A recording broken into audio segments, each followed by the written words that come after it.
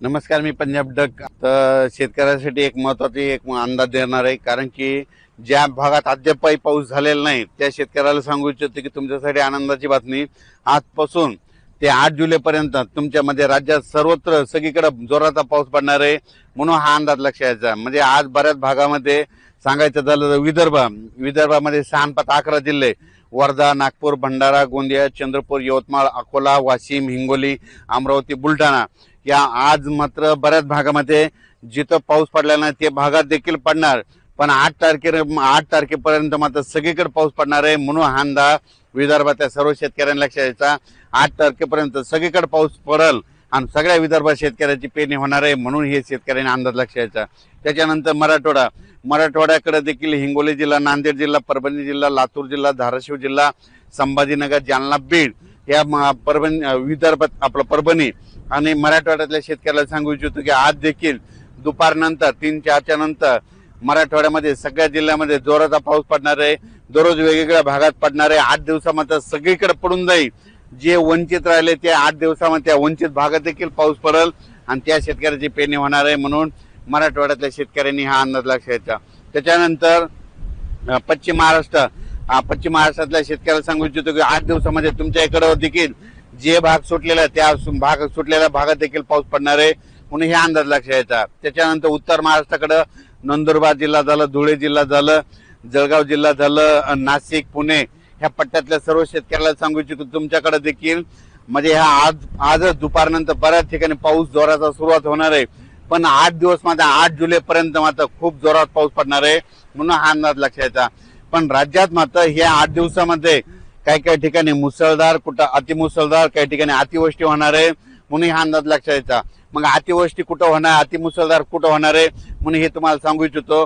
सर्वप्रथम मुंबईकरांनी हा अंदाज लक्षात घ्यायचा आणि सतर्क करायचं. मुंबईकडं म्हणजे 8 जुलैपर्यंत जोराचा पाऊस पडणार आहे, म्हणून मुंबईच्या जनतेने सतर्क राहावे. पुण्याकडे देखील खूप पाऊस पडणार आहे.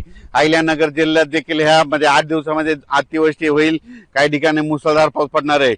उत्तर महाराष्ट्राकडे नंदुरबार जिल्हा, नाशिक जिल्हा, जळगाव जिल्हा, धुळे जिल्हा, संभाजीनगर, त्याच्यानंतर बुलढाणा जिल्हा, अकोला जिल्हा, अमरावती ह्या पट्ट्यात मात्र अतिमुसळधार पाऊस पडणार आहे, म्हणून हा अंदाज लक्षात घ्यायचा. आणि तुम्हाला सांगू इच्छितो शेतकऱ्यासाठी एक आनंदाची बातमी म्हणजे हे जे जिल्हे आहेत जवळपास 14 जिल्हे, नाशिक जिल्हा, मुंबई, त्याच्यानंतर मुंबईचे सगळे जिल्हे, त्याच्यानंतर अहिल्यानगर, नंदुरबार, धुळे, जळगाव, संभाजीनगर, बुलढाणा, अकोला, अमरावती ह्या पट्ट्यात मात्र अतिमुसळधार पाऊस पडणार आहे. त्या भागामध्ये जे छोटे छोटे तळे आहेत त्या छोट्या छोट्या तळ्यामध्ये पाणी येणार आहे, म्हणून त्यांच्यासाठी ही सर्वप्रथम आनंदाची बातमी. त्याच्यानंतर राज्यातल्या हे जे पाऊस आहे तिकडे जर मुसळधार पाऊस पडत असला तर उर्वरित राज्यात मात्र रिमझिम कुठं, जोरात कुठं, पेंडोल तासा पाऊस पडणार आहे ना 8 दिवसात मात्र संपूर्ण महाराष्ट्र आपण टाकणार आहे, म्हणून हे अंदाज लक्षात घ्यायचा. ज्या शेतकऱ्याच्या शेतामध्ये जर वापसा असेल, ईदभर ओल असेल तर तुम्ही तुमच्या पेरणीचा निर्णय घ्या, कारण की 8 दिवस राज्यात चांगला जोराचा पाऊस पडणार आहे, म्हणून हे शेतकऱ्यांना लक्षात घ्यायचं. या पावसाचा विशेष आहे की कमी वेळात जास्त पाऊस पडणार आहे, म्हणून हा सर्व शेतकऱ्यांना अंदाज लक्षात घ्यायचा. पश्चिम महाराष्ट्रातल्या शेतकऱ्याला सांगू इच्छितो बारामती झालं, सातारा जिल्हा, सोलापूर जिल्हा, सांगली जिल्हा त्या भागात देखील म्हणजे आजपासून बऱ्याच भागामध्ये पाऊस सुरू होणार आहे, म्हणून अंदाज लक्षात घ्यायचा. सांगायचं झालं तर हे सगळीकडे पाऊस काय होणार आहे म्हणजे जे आता हे जे पाऊस येणार आहे सगळीकडे कमी वेळेमध्ये जास्त पाऊस पडणार आहे, म्हणून हा अंदाज सर्व शेतकऱ्यांना लक्षात घ्यायचा. पश्चिम महाराष्ट्रात देखील सगळीकडे पडणार आहे, म्हणून हे अंदाज लक्षात घ्यायचा.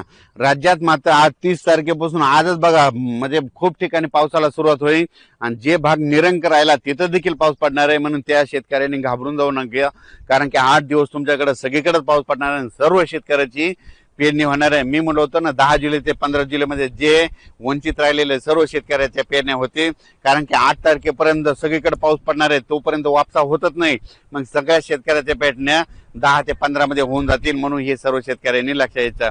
आम्ही देखील पेरलोय आणि आता तणनाशक मारणं चालू आहे, तणनाशक देखील मारणं सुरू आहे आणि आमच्या पेरण्या संपूर्ण झालेल्या आहे. जवळपास 18 एकर सोयाबीन पेरणं झालं, कापसं देखील उगवलेले आहेत. पाहू शकता आमच्या गाड्या धूळ पेरण्याचे कापसं देखील निघालेले आहेत. जे 30 जून ते 8 जुलैपर्यंत जे पाऊस पडणार आहे त्यामध्ये शेतकऱ्याचं नुकसान देखील होणार आहे, कारण की पाऊस खूप पडणार आहे, कमी वेळेत जास्त पडणार आहे. म्हणून काय होईल, वड्या काठचे जे शेत आहे ते घासाघाशी होणार आहे, बांध फुटणार आहेत, कारण की पाऊस जरा जोरात आहे. म्हणून हे अंदाज शेतकऱ्यांना लक्षात घ्यायचं. आपल्या पाळीव प्राण्याची काळजी घ्या, पशुधनाची काळजी घ्या.